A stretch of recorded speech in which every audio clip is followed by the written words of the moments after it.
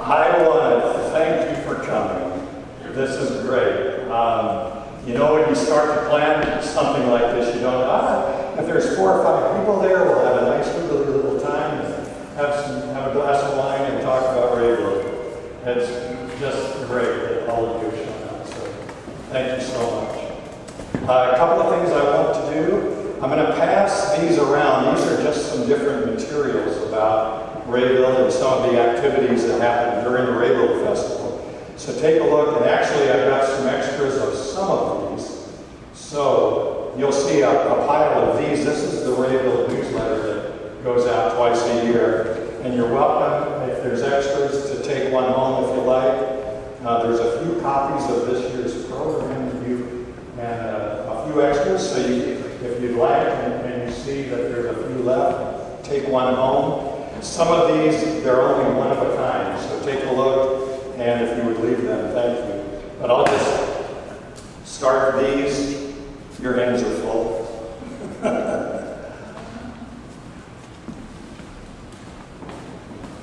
I'll give you Lisa.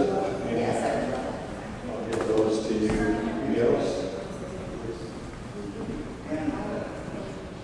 Did all of you see the Regal flag when you came in the building? It was flying actually in place of the American flag.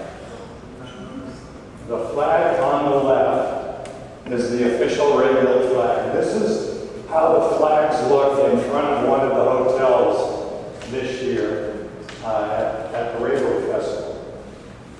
The Regal flag was introduced in 1980, and it has the red, white, and blue colors, but the meaning would be for blue is the sense of adventure that the Danish immigrants had when they came to America. The white is the innocence. They come to a new country and the innocence they have as they arrive into this new place. The red is the blood, the heart, the blood that they're willing to give and sacrifice in support of their new country. The stars you can't really see, but they're in the shape of the Big Dipper. And the Big Dipper signifies we can see the same stars from America as you can see in Denmark. And so that's the symbolism behind the Rebild flag. So as you leave, take a look. It's on the flagpole in front of the building. So thank you for coming. We had a really great Regal Festival. How many of you have been to Regal in the past? Quite a few. So a lot of you really know about it. Those of you that don't, and those of you that have been before, I hope I can interest you to come back again in the future at a Regal Festival. This year was our 110th anniversary. It started, and I'll talk a little bit more about the history in just a little bit. So this was our 110th year, and we had a great year, and the Queen also came. As you travel down the motorway between Aalborg and Aarhus, as you get close to Aalborg, you will see the sign close to the exit to get off and go to Rebild Park. Rebild Park was the first national park in Denmark in 1912, and I'll tell you more about that in just a second. Here you can see where it's located, about 32 kilometers south of Aalborg, and the park itself is roughly 200 acres of land, and Rebild Bakker, the Rebild Hills, and it's a very beautiful place. A little bit about the history. In 1859, a man named Max Hengist was born in Aalborg. And he was the son of Isidore, who was the inventor of Aalborg Akkerby. Probably the most famous man in the world, right? In 1881, Max immigrates to Chicago. And he, of course, has a family history of alcohol production. And he he becomes a fermentation chemist in Chicago. But he has this idea. There's all of these people coming from Denmark and settling in America. What if we had a festival or a celebration of this immigration to this new land of America? So he has this idea, and he puts together a festival in 1909, and he called it the Danish American Day. And it took place in Aarhus. And there weren't just 2,000 or 3,000 people there. There were, I think I read, 70,000 people. What was the date? And the date was actually in August. I think it was August 6th or the 9th, something like that. I'm going to turn mine down right now. So that was, I thought it was.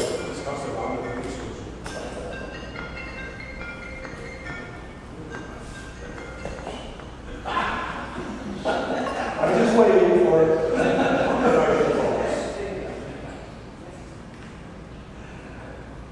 So the first festival was not on July 4th, but he had the idea that it should be on July 4th. We'll celebrate American Independence Day. So between 1909, because of the success of that first festival, he thought, why don't we create a place, buy the land, and we'll have the festival there every year. So it was quite a fundraising activity. They had to buy small parcels of the land. They identified the Regal Hills as the place where they wanted to have it. They bought parcel after parcel. He was successful in raising the money. And in 1912, he had the first Regal Festival in Denmark on July 4th. And there were approximately 50,000 people that attended the first one. King Christian X at the time was the regent. Maxentius had paid for the land with the donations. He presents the deed to Christian X. Christian X then creates Rebild National Park, the first national park in Denmark. And the first festival took place. And you can see Christian X here with his queen, Alexandria, and received by Maxentius. This picture was actually in 1928. Unfortunately, we don't have a picture of him from 1912. Over the years, there have been a lot of great speakers. And you can see some of the names and the years that they were there. And usually each year we have the U.S. Ambassador to Denmark attends, the prime ministers or representatives from the Danish government, of course the Danish royal family. Queen Margrethe has been a fantastic supporter of Rebild over the years, and she came this year as well. The last time she came was on the 100th anniversary 10 years ago. The heather-covered hills, and if you've been there in the summer and late summer, it's just a beautiful park. Very popular for people to come and go hiking, and a lot of people come and go mountain biking. Very popular spot. As the preparations get ready for the 4th of July, a lot of flag poles go up. All of these poles come down during the rest of the year, and each one is put up. This first section is called the Avenue of Flags, where each flag from each state, all 50 states, go up on these poles. And you can see this is, as you're entering the Avenue of Flags, going down into the amphitheater where the festival is actually held. There's an archway as you walk over to the Avenue of Flags. And here's how it looks with each state flag on the poles. And there's some great history from the Pacific Northwest about these flags that I'll tell you about in just a minute. Here's how it looks. This was from this year. We had kind of a cloudy, rainy day, but it was not too bad. The rain came off and on, and we had a nice day. Here is the stage as it's getting put up, and it will be covered, and a great big video screen in the back. There will be a band that is set on the stage, and then a platform for the speakers.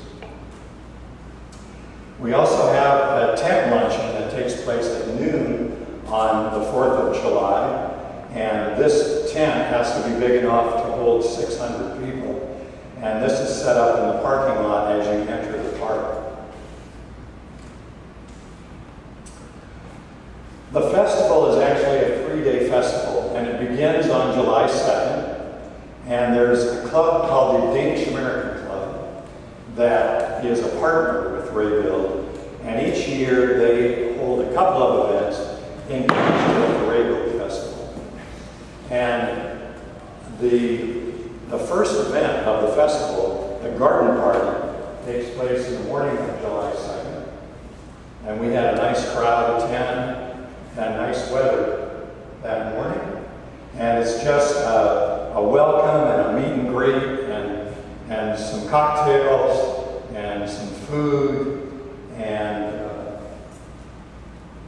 the president of the Danish American Club, Niels Goldberg, gave a welcome. And you can see behind him a band getting ready. This is the Caldwell band from Kentucky.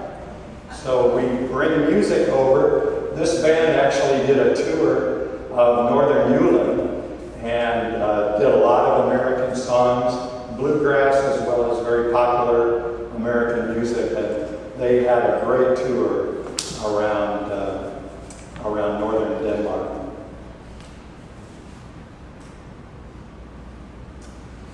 After the garden party, the next event is the luncheon and the presentation of the Top Carnes Award. Top Carn was a wonderful lady that had a coffee shop at the Regal, and people would come to hike and to bicycle, and they would stop at Carnes coffee shop. And she would have soda and beer and coffee. Whatever you want, Karen can get for you. And here she is in 1928, just a year before she died. And she had a bouquet of flowers in the shape of the Danish flag to present to the Queen.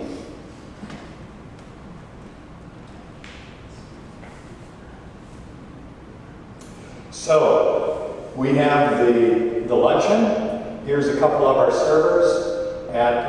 We actually hold it in Top Carnes House and also in the Western House, which is right next because it holds a few more people. So here they are set up, ready to serve us the luncheon.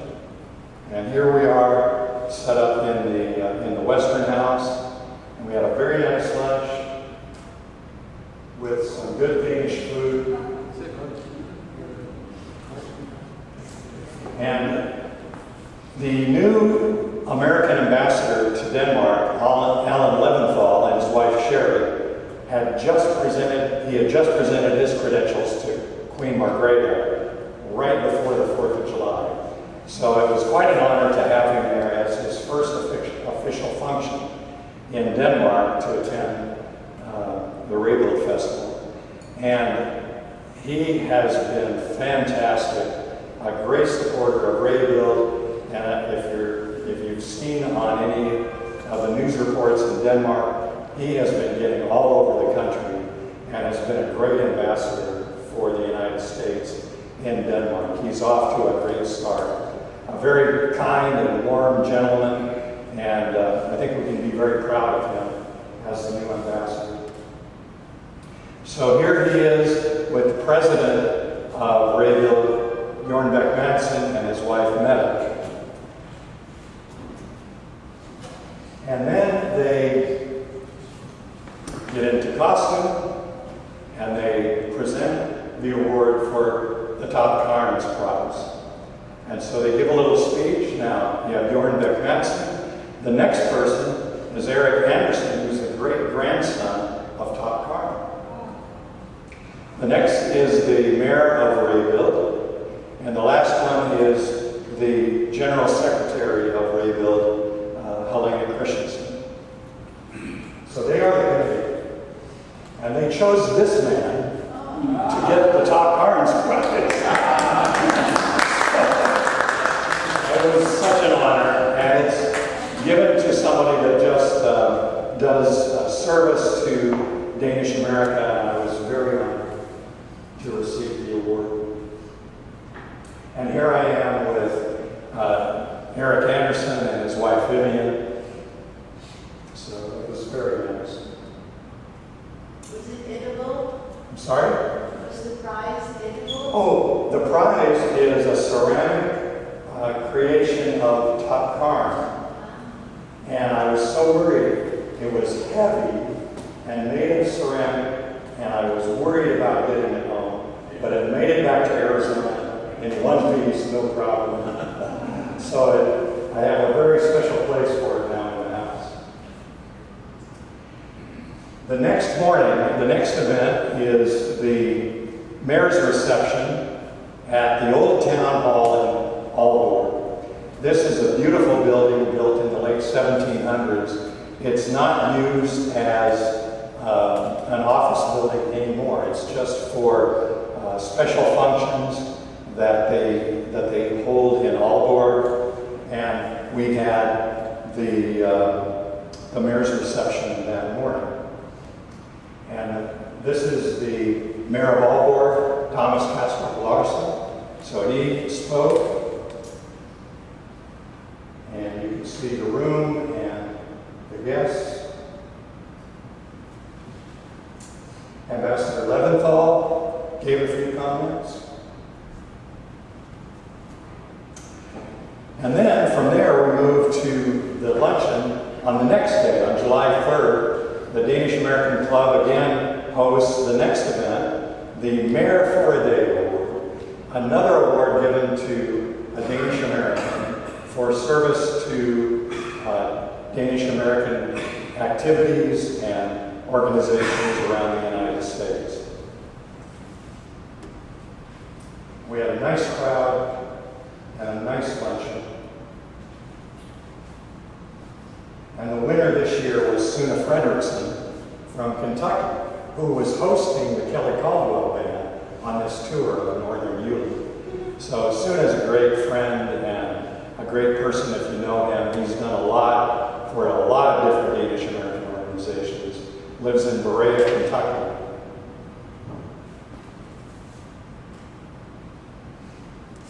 So here he is accepting the award.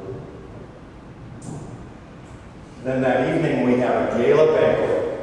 And this is in the Vita Hus Hotel in Aalborg. And that's kind of become our second location for a lot of activities. The Mayor's Award luncheon was also there. And so that evening, we had a gala. We had I was the MC, we had a very nice crowd. And we had a fundraising auction after dinner. And you can see the auctioneer, Sana Peterson, did a great job. We raised, I think, $6,000 for Regal. And we ended the night with fireworks. So,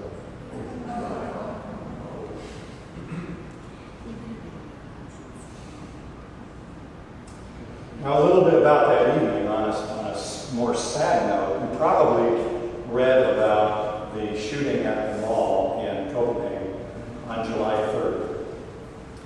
During the banquet, the ambassador and his staff were rushed out of the banquet once they received the news about the shooting at Fields Mall in Copenhagen.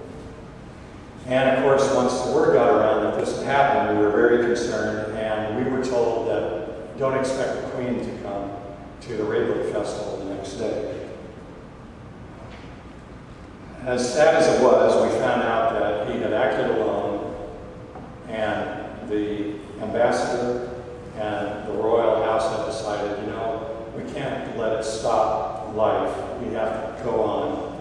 And so we were very happy that they did attend the next day for the Regal Festival. On July 4th, the first event of the morning is the wreath laying ceremony, and this is at a memorial park across from the White House Hotel in Caldwell. And we have a very nice service, and this commemorates the soldiers, both Danish and American soldiers, from World War II. So we have a wreath laying ceremony, the honors done by Ambassador Rebild, and you can see the wreath that was presented.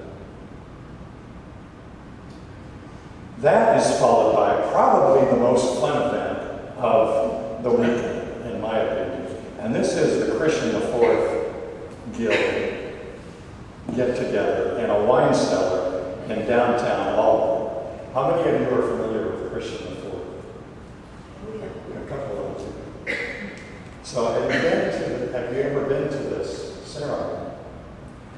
These guys are hilarious. And they come around and sit down at this table, and they read through an entire program. And it's so funny, the way that they talk about, you know, it's very important for us, we're on a very tight budget. But anyway, we're going to have a banquet, and we're going to completely forget about money, and just a lot of funny comments like that. And it's a lot of fun. We have hot dogs, that's our banquet. We have a beer. And then we have an induction into the Christian IV Guild. Anybody can join. Basically, you show up, fill out an application form, and then you can be inducted into the Christian IV Guild. Bruce? Yes? How much of the events takes place in Danish? They do the program in English. Okay. So, because they know that some of us that attend, we should have better Danish than we do. And their Danish, or their English, of course, is perfect. So it just works out. There were a lot of Americans participating. After the ceremony in the wine cellar, then we all come outside. There's an accordion player that attracts a lot of people looking, what are these people doing, as we march around the building. And it's quite fun.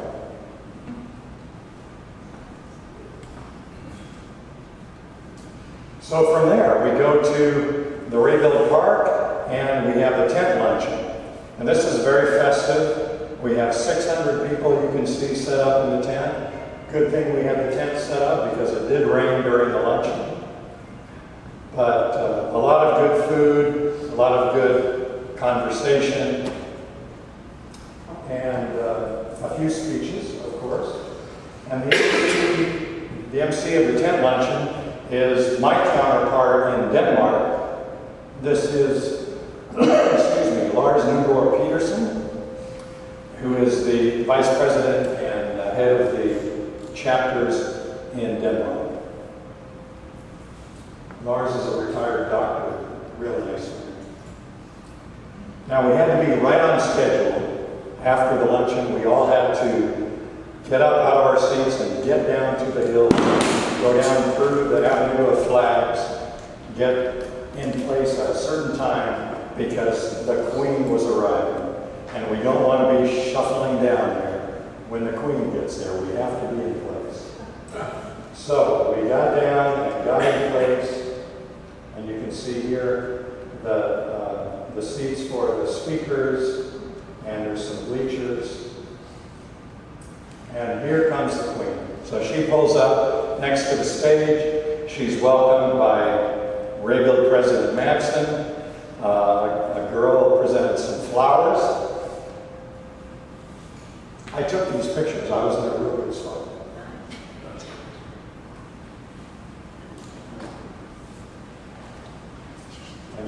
gracious and warm as always. A few sprinkles coming down, and President Madison escorts her over to her special tent of her very own, so she didn't get wet.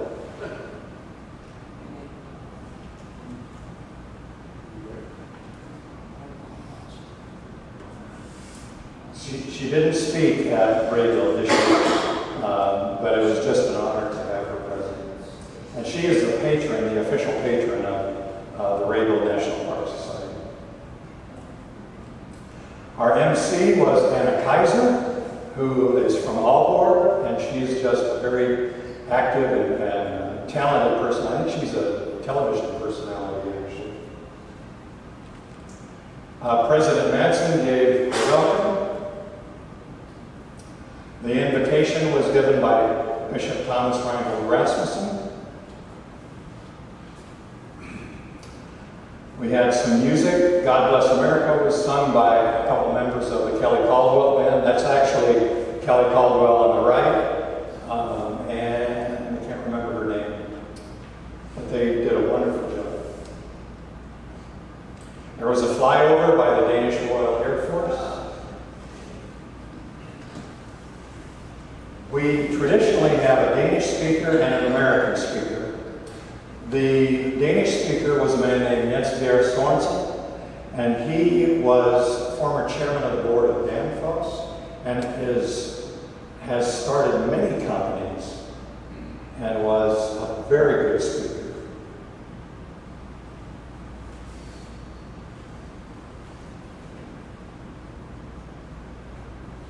We can kind of see the view from the top of the hill of the stage.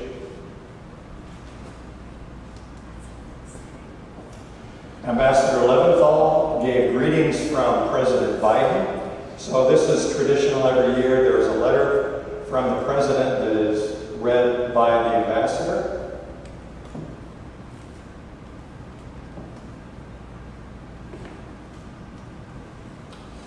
The American speaker was actually given by two Danes, but this was the speeches of President Kennedy, presented by Anders Allner, who has a website called Congressen.com, and it's a Danish website, the Danish take on American politics, and that's his company and what he does. Casper Phillips, has anyone heard of the Danish actor Casper Phillips? He actually plays President Kennedy.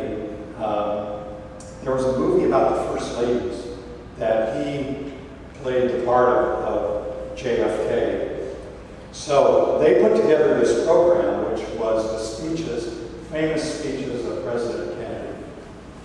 And he gave, first I want to tell you about the person that actually wrote speeches for President Kennedy.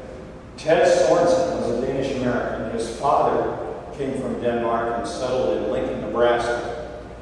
But Ted Sorensen wrote these famous lines that you've all heard. Ask not what your country can do for you, but what you can do for your country. And those famous lines that we remember, he was the author of those. And he was a very close advisor to President Kennedy. A very great Danish American. Anders Allner, the journalist, has done a lot of speaking engagements and books about Ted Sorensen. But Casper Phillips, you could close your eyes and you could hear JFK. He had the voice perfectly, actually looks a lot like him too. But he did 3 speeches, the famous, "We're going to send man to the moon" speech. And also there was a famous 1963 peace speech done at American University. And the 3rd speech was the speech written for JFK for the evening of the day he was assassinated, that he never gave. But Casper Phillips presented that speech to us. It was really moving. Doesn't he look like it?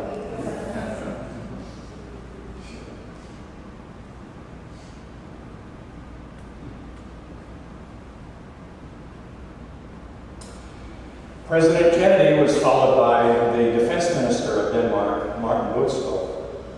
It was great to have him there representing the government. I got to talk to him a little bit afterwards. He's a great Bruce Springsteen fan. He said he's seen Bruce Springsteen in concert 30 times. I couldn't believe it. Very friendly man and a good man. He just went to Ukraine recently. And Denmark, of course, has been very, very supportive of Ukraine. I had the honor to give the greetings from Danish Americans, Danes living in the United States, and those of us of Danish heritage. And the final speaker was Runa Peterson. We always have a youth speaker now, someone who is in college and receives a Regal scholarship to attend university, and he is currently at Grandview in Des Moines, the Danish founded school, and he's a student there and also is playing soccer. And we finished today with music by Jakob Benson. I don't know if you've heard of him, but very famous in Denmark. He actually has a voice a lot like Bruce Springsteen. It was amazing. Very good entertainment. The Queen left right before Jakob Benson, and it's not because she didn't like him, but that was the program. After the final speech, she would leave, and then he would perform. So that was the final event of the festival.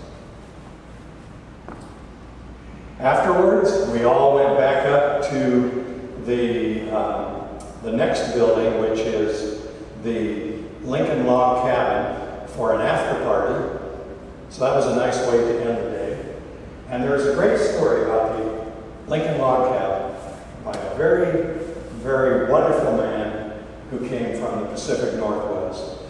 How many people know Tom Paulson? Or knew him? Tom and I got the pleasure of staying at their house in Seattle a few years ago, and was able to have a conversation with him about his work in the Danish resistance during World War II. Amazing what he did. And he photographed a lot of the bunkers along the coast, sent the film over to London, got it smuggled over there so that the Allies could see the defenses that were set up along the Danish coast. But Tom came to America, to Seattle, and got into the house building construction business. In 1993, the Lincoln Log Cabin that had been built, I think, in the 40s or 30s, it was destroyed by fire. Tom felt like it needed to, no, it was burned, I'm sorry, later than that. Destroyed in 93. Tom, it was built in the 30s, I believe. Tom thought that it should be rebuilt. He took all of the materials from local materials from the Northwest, reconstructed the log cabin somewhere around Tacoma, I believe. He disassembled it, put it on a shipping container, sent it over to Denmark, and then they put it in place back at the Rebild. I believe he funded most of it himself. So we're very happy to have this beautiful building put together by Tom Paulson. And we're also very happy to have support from the Scan Design Foundation. And there is this plaque on the side of the log cabin building. I'll read it to you. The flags of all 50 United States are provided and continually maintained through the generosity of the Scan Design Foundation of Seattle, Washington. Scan Design's founders, Jens and Inger Brun, were enthusiastic supporters of Rebild and initially provided for the installation of the flags in 1989. The U.S. state flags are raised and flown each year on July 4th for the Rebild Festival. And Scan Design still pays for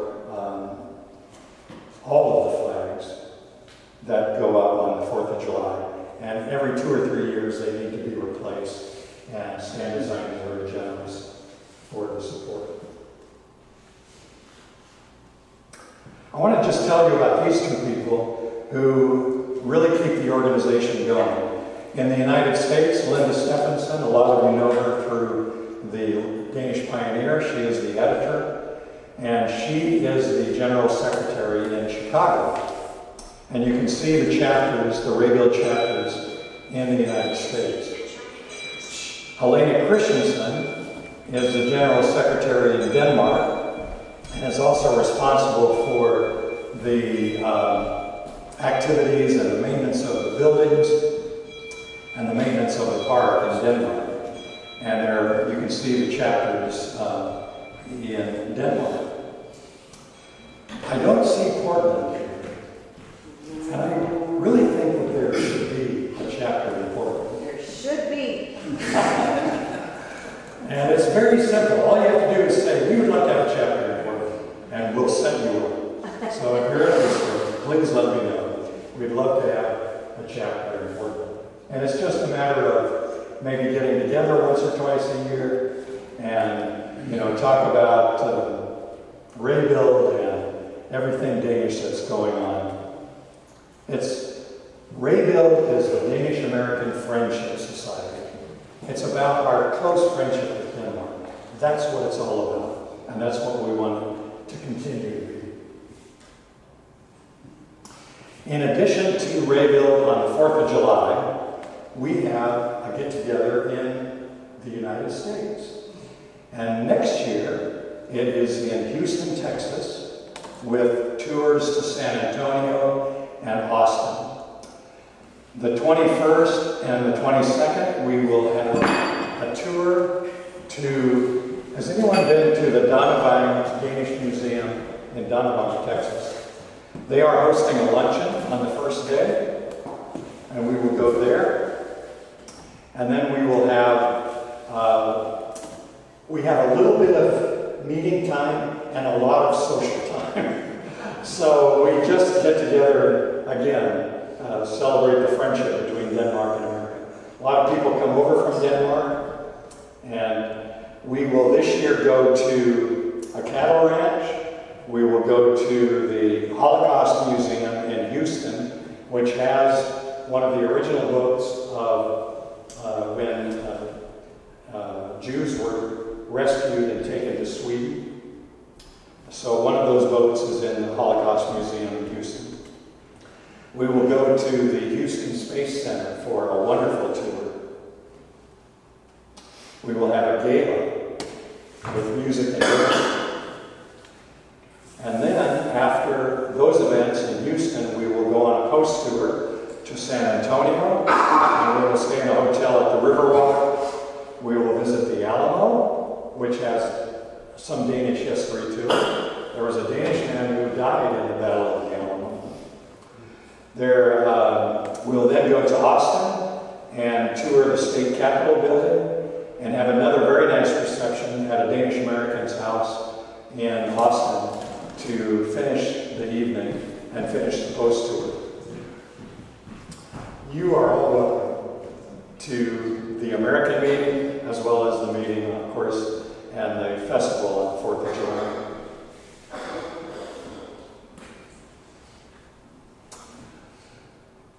I will open it up to questions. I thank you for your attention, and I don't know how long that took because this is the first time I've been through this program, but I was hoping to keep it under an hour, and I think we did that.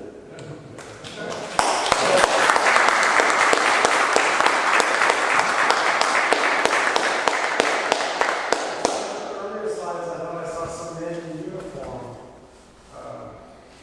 Okay. Maybe they were police or military or blue shirts. There was, trying to think who it might have been. I know there was one person, an employee of the embassy, who is kind of a military, the American military representative. And he actually was in the Christian IV. Danish uniform. It was a Danish uniform? He was in, of course, an American military uniform. Trying to think if there were Danes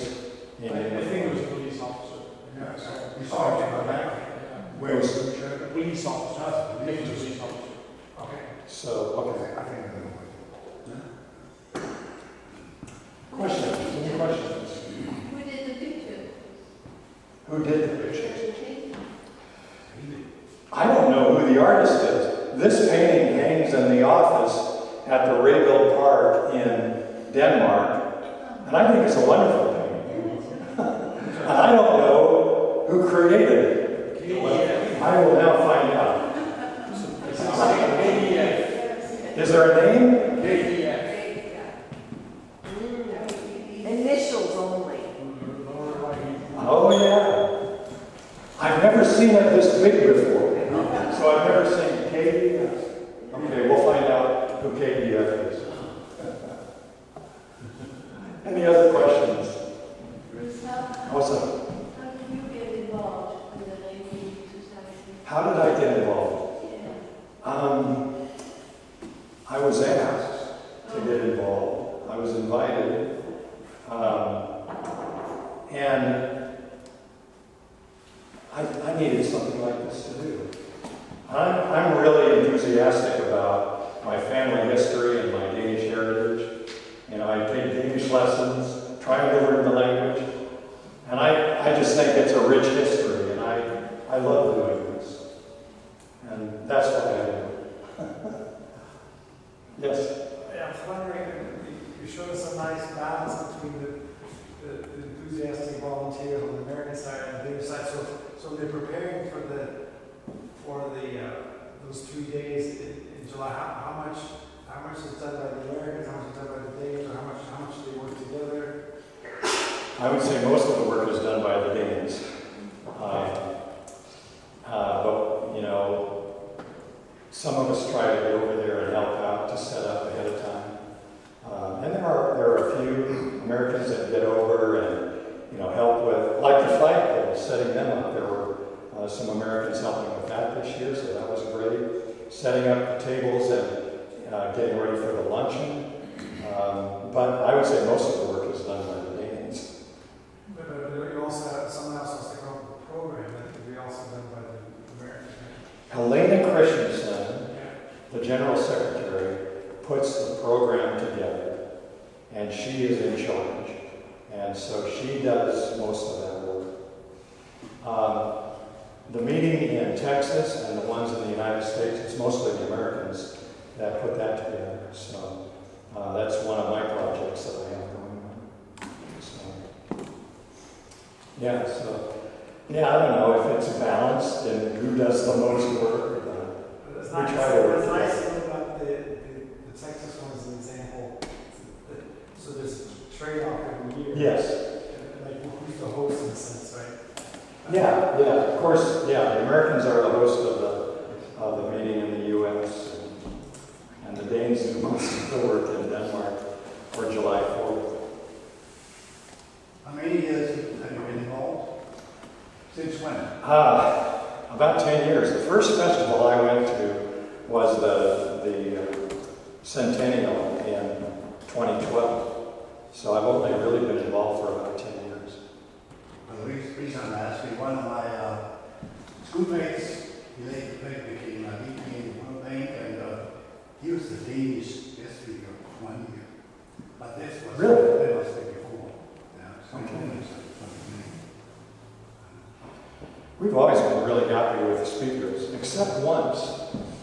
I was talking to somebody about Garrison Keillor. He was very controversial, I think in 1991. Talked too much about politics or something.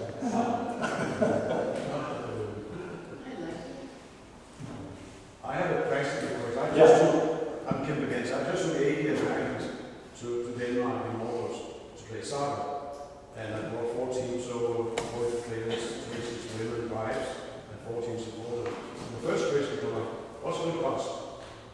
So I told them, I'll give a budget for $1,500 for 10 days, and 4-star hotel, including hotel, with pay over the airfare. They were very happy with that price. So can I ask, what does this cost to join and how do you join it? What a very timely question. I have application forms. Rebild, to be a member, you can join for $40 a year. But you don't have to be a member to participate. Again, you know, we welcome everybody to come to 4th of July and come to Texas, even if you're not a member. But if you feel like you'd like to support Rebild, you can join. $40 a year. You can be a lifetime member for $1,500 and never have to pay again. Plus, you get a bottle of Stowning whiskey if you become a lifetime member. Stowning is one of our sponsors. So Eric, there you go. Okay, thank you. Actually, if you'd like to pass these around, if you would like, I'll give this to you.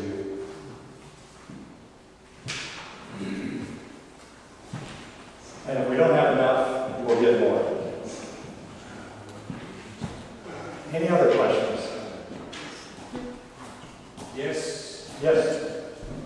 I just, you mentioned symphony in Oregon, those fantastic programs that we're clearly seeing, and Elgar's Nicola variations, it was really great. But we feel young, also I feel young and go to the symphony. What about Rebild? Are there any influx of young people, not really young people to come to the personality? Yeah, and that's something that we always talk about. How can we attract more younger people? I was pretty happy with the number of younger people that we saw this year. We had around 3,000, maybe 4,000 people attending this year. And I thought it looked like there were quite a few young people. But we can always do a better job. And we try to have entertainment, music that the young people will like. Have a youth speaker that can relate to the younger crowd. You know, and we just hope that they'll become interested in some of the tradition too. But we're always looking for great ideas to attract the younger people. I have a question because traditionally, maybe this is primarily for immigrants. What about the changing in immigration so that a lot of Danes are now udlandsdanskere, but only for a certain period of time, maybe for 2 years? Yeah. Are they interested maybe? Or what would they do? Yeah, and I think some of them are interested, but probably not as many as we like to see. It's just such a mix of people that come, and I think it ends up being an individual thing. If this resonates with you, you'll come and you'll participate. But yeah, you know, there are a lot. If we only have 3,000 or 4,000 people, but there are 50,000 going to the Roskilde Festival, obviously, you know, there's, and we're never going to have, again, 50,000 people like we did, you know, 50, 60, 80 years ago. But I don't know, we're always looking for ideas. Declining is a steady. I would say it's holding steady. Yeah, it's kind of reached a point that, you know, we have people that are wanting to see it maintained, and so we keep it going. Yes? How about going around to colleges and giving presentations for these young people? Because a lot of Danes don't know about this festival. Yeah. I think that would be great, and I enjoy doing this. I would love to do this. I think that's a great idea, going to colleges. And especially colleges that have a Scandinavian connection. How many members do we might have now? We have about 600 members total. About half in the United States, half in Denmark. So have you met some Danes where they don't have a connection really to America, but they like the idea of coming somehow? I mean, what the interest is? Yeah, that's actually a very interesting question, because there are people that may not have much of a connection to Denmark or America, either way. And maybe they are from Germany, or maybe they're from one of the other Scandinavian countries.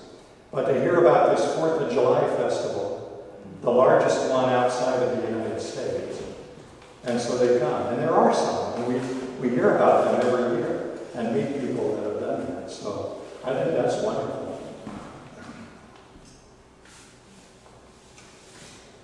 Anyone else? Well, Bruce, you didn't really answer my question with the membership.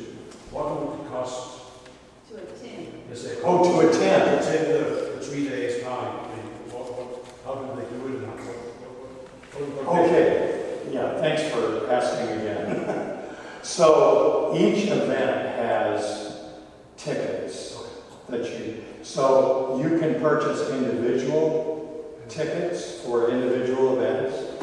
And you know, the luncheons are going to be $30, $40 probably.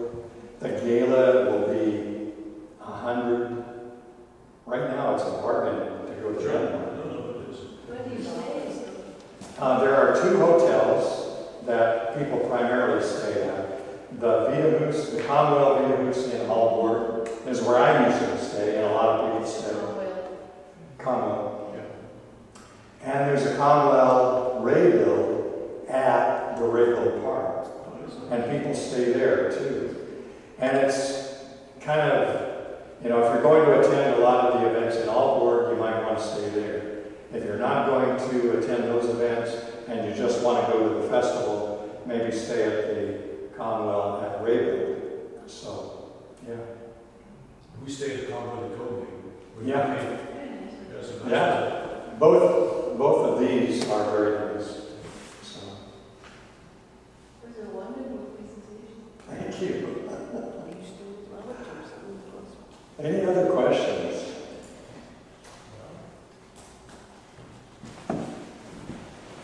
Yes, vote. There might be some people who are interested in hearing a little about a Danish American college that sent a choir to sing at the Regal Festival in 1961, actually. Yeah, sent the choir. I worked with the Danish in order to sing some Danish songs when they were the Danish Denmark tour. But I thought maybe some people would like to know a little about that college and My goodness. that bit of Denmark in the United States. Thank you both. The former Dana College in Blair, Nebraska, a place very near and dear to the hearts of me and also Vogue. She was a professor there while I was a student. But we're very close in age.